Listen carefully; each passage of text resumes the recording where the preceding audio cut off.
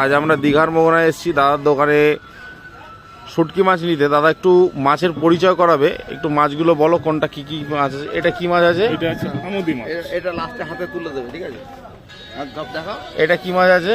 এটা আছে তেল ফেসা। এটা এটা আছে সমুদ্রের মোরলা। এটা? এটা নদীর মোরলা। এটা এটা আছে কাচকি মাছ। আচ্ছা, এটা ভেটকি মাছ। ওকে। এটা আছে চিংড়ি মাছ।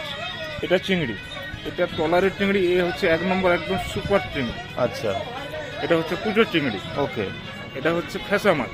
ওকে এটা হচ্ছে গাং মোরলা। ওকে এপাশে আছে আপনার আনারকলি মাছ। ওকে এটা ফেসা মাছের ছোট।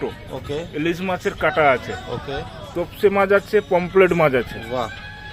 এটা আছে কাচকির 1 নম্বর একদম ওকে বড় লোটে আছে। আর ওই পাশে আছে নোনা ইলিশের একদম স্পেশাল নোনা ইলিশ। এটা হচ্ছে দীঘার মাছ, খুব Okay. ভালো, ওকে দারুণ টেস্টি মাছ এটা। ওকে। আর এগুলো সব আছে লোটে।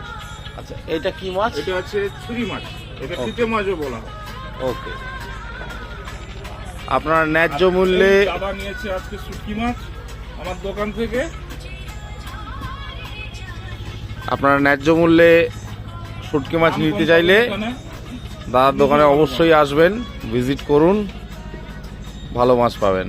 আমি তো নিলাম।